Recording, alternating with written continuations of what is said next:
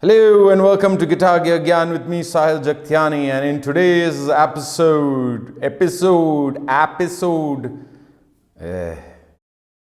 Hello and welcome to Guitar Gear Gyan with me, Sahil Jagtiani, and in today's episode we're looking at the best travel solution under $500. But before that, make sure you click that subscribe button and ring that bell to stay up to date with all our latest videos.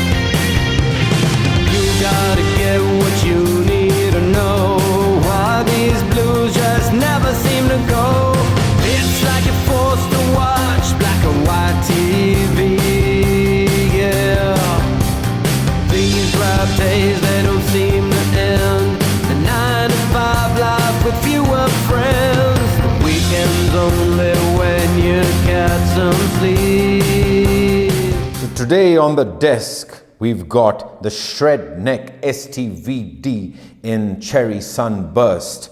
It's a deluxe travel guitar.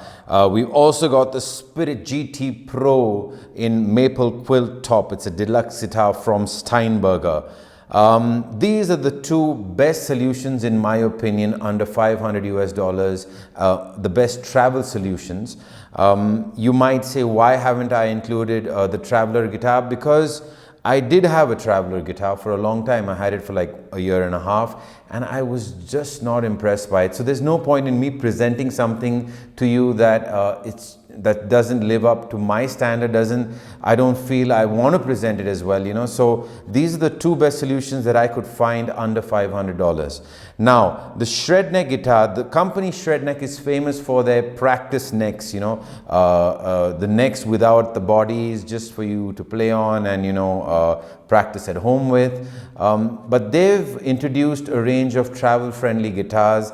And boy, oh boy, I am really looking forward to present this guitar to you. Both of these guitars have been bought by me. They're relatively new, so they've not had much play time. They've had no gigging time at all. So, you know, there should be no flaws in the finish. You know, so we'll go through everything with a fine comb and see what comes up.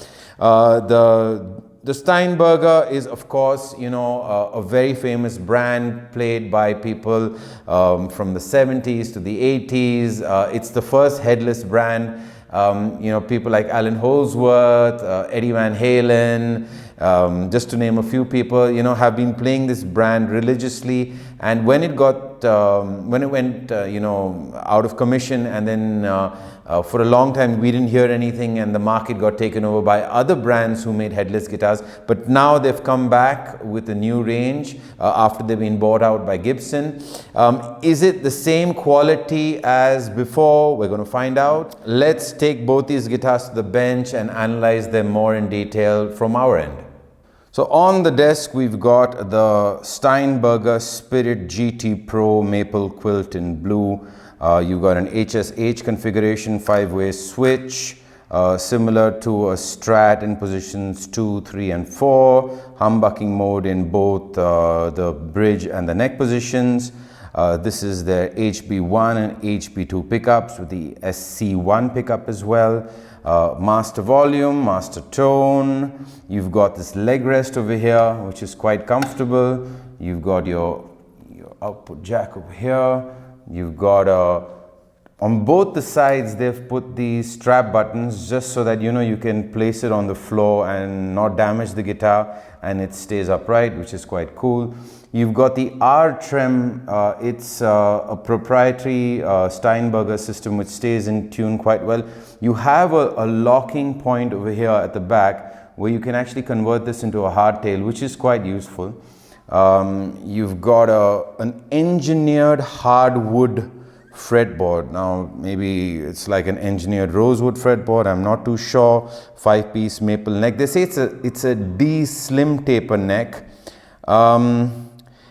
Yeah, and it's a 60s D taper neck. It feels more like a 50s, to be honest with you. It's quite chunky, and yeah, and they've got access for the ball end over here at the top. There's a point where you can put in your Allen wrench to adjust the relief of the neck as well. Yeah, the 5-piece maple neck has a gloss finish at the back, so I mean some players might not enjoy that. You've got a maple veneer on the top of a basswood body. It's quite light. Looking at the back of the body, you've got an extra strap button over here. You've got an electronics cavity cover as well. All in all, it's a well-constructed guitar. Yeah, I mean, since there's not much of a body, you do have easy access to the upper frets, which is a plus. And yeah, the saddles are quite good as well. The best part about this guitar, if you want to change your strings, all you've got to do is just loosen your tuning peg over here, and that's it. Out comes the second ball end of the string. You take it out, and that's it, done. Let's look at the length of the body of the guitar. The entire body from top to bottom, I would say till the end, is 30 inches. Let's look at the scale length of the guitar. Yeah, from the point of the nut, it's about 25.5. It's Strat style scale length. Let's check the nut width out now. It's got a 0 fret, which is quite cool, and it's about 41.6. At the 12th fret, it is 51.6, and at the 24th fret, it is 56.1 millimeters. So let's measure the thickness of the neck. I've taken out the lower E string and the A string. It was quite easy since they're using double ball end strings. The thickness of the neck at the 1st fret is 20.4 millimeters. Let's look at the 24th fret. That's 23.3. Let's do a bit of fret checking. Since this has become now a Gibson product, the Steinberger company was bought over by Gibson, I'm expecting the fretwork to be quite good, the leveling to be decent. Even though it's only a $449 guitar, let's see what we get. And this is a relatively new guitar. It's not been played much at all.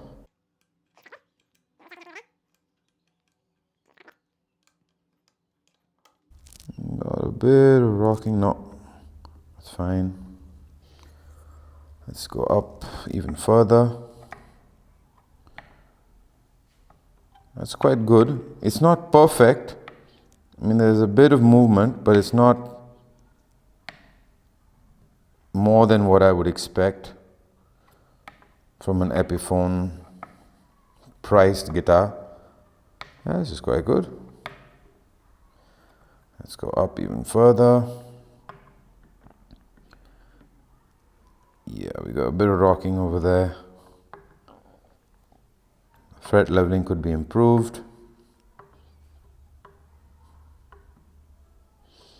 All in all, it's not bad. And let's just check the fret ends. Fantastic.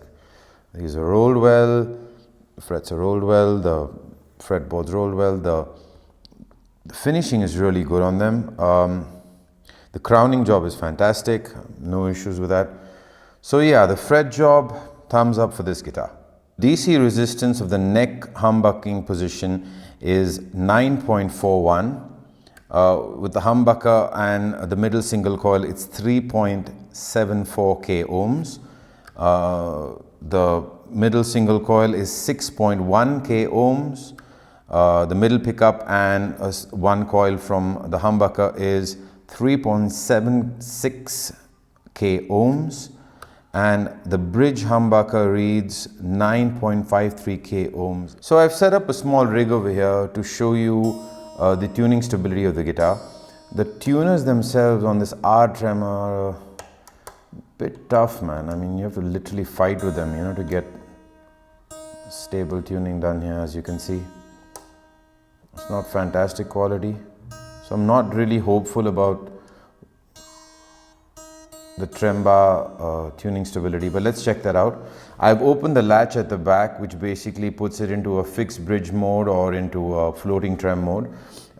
This is a two-way trem. You can you know, fully dive bomb down or pull up. Okay, so that's how it is before we've fully dive bomb down. Hey, wow, it stayed in tune. And let's pull up. That's amazing. It's relatively good. Quite impressed by that. So we're looking at the Shredneck guitar now on the bench. This is a smaller scale length, mini scale length guitar.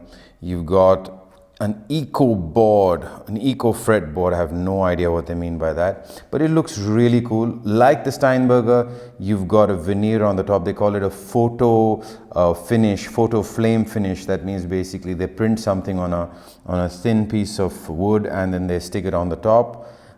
They don't specify what the body is. I'm presuming it's again something like an engineered eco wood body.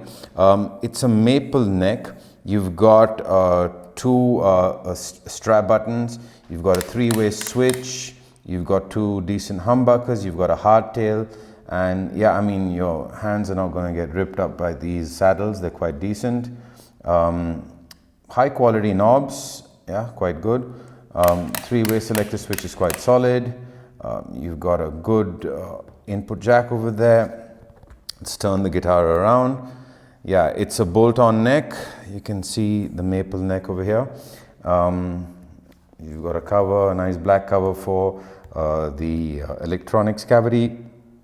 Yeah, the screws don't sit flush with the body, so yeah, that's a bit of a pain.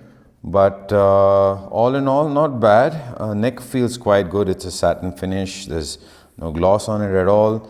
The tuners are a little cheap, not very responsive. But for the price point, these specs are quite decent on this guitar.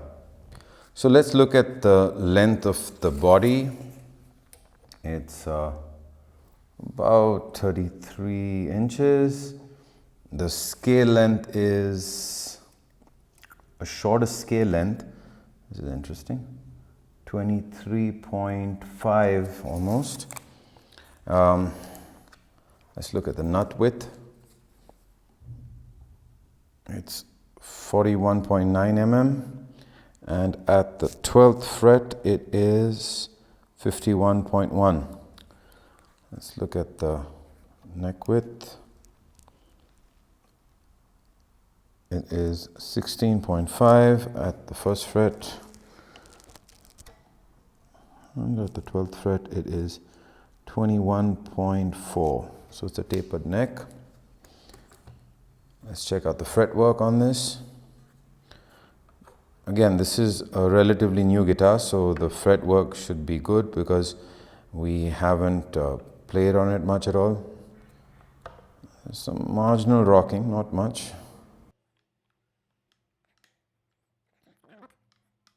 Yeah, there's some rocking there. The fretwork's not actually perfect. There's some more rocking there as well.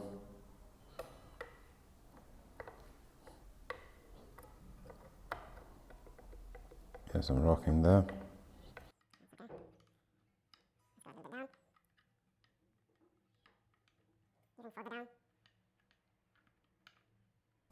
Yeah, you got some rocking there. Let's check out the crowning on this. It's quite good. Yeah, there's some fret ends over here. That's a bit of an issue. The fretboard's not rolled, but there are fret ends over here. I think that could be finished better. But all in all, yeah, I mean, for the price point, it's okay. It's not fantastic. It's not bad either for the fretwork.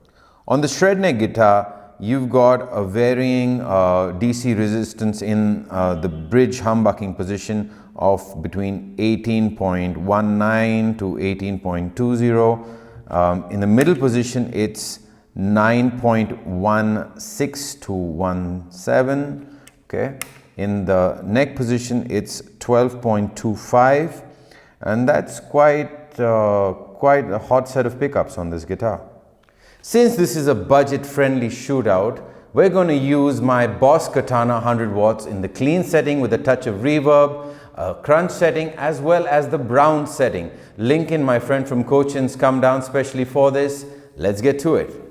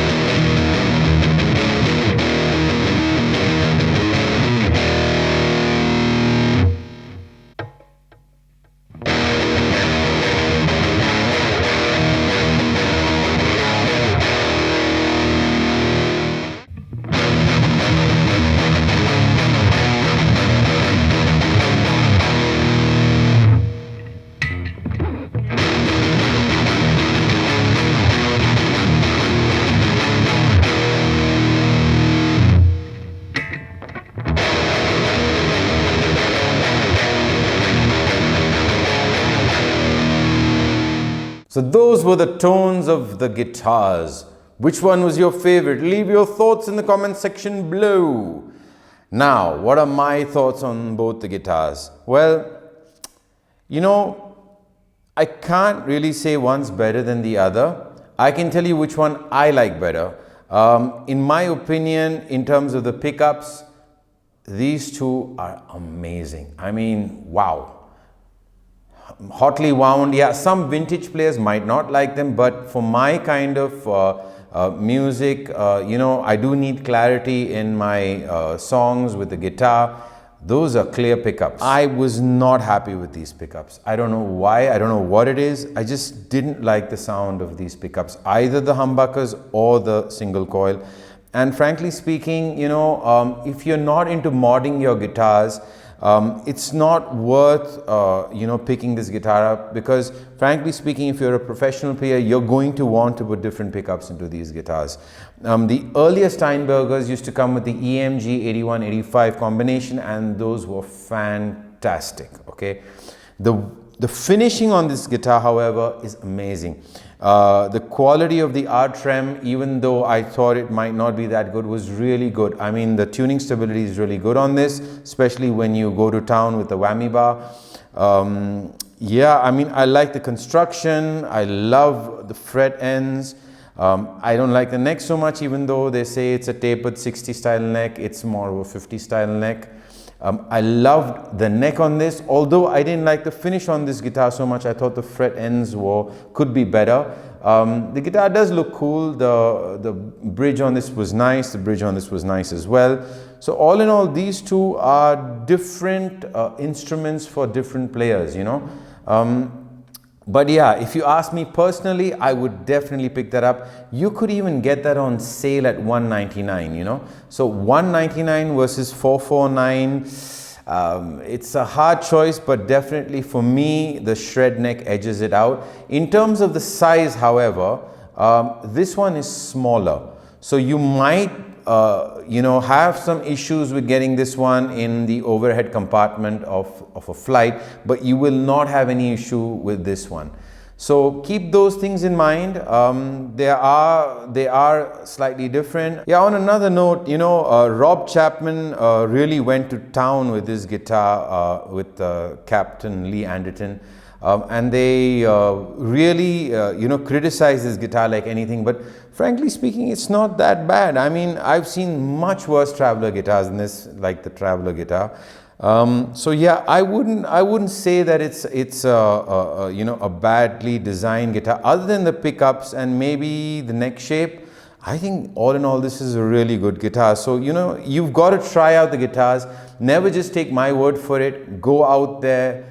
Put it in your hand. Some people like fire neck, some people don't. Some people like gloss neck, some people like the satin finishes. See the guitar for yourself, see if it suits you, and then make a call. But yeah, for me overall, the Shredneck slightly edges out, because of the pickups mainly, slightly edges out the Spirit from Steinberger, but it was a close call. Hope you enjoyed that episode. Make sure you click the subscribe button and ring that bell to stay up to date with all our latest videos. If you want to support me in making such videos, know that YouTube doesn't pay me much money, but we need some money for editing, shooting, and for getting new gear and goodies. Now, in order to get some goodies, we're going to need some patrons. And where can you become a patron? You can become a patron on my Patreon link, which is in the card above. Go there and support this channel. If you want to support me even further, make sure you follow me on social media. Your likes, your clicks, and your comments all help. Make sure you follow me, SSJ Productions, and Guitar Gear Gyan on social media. Links are in the description below. And above all else, stay safe and wash your hands.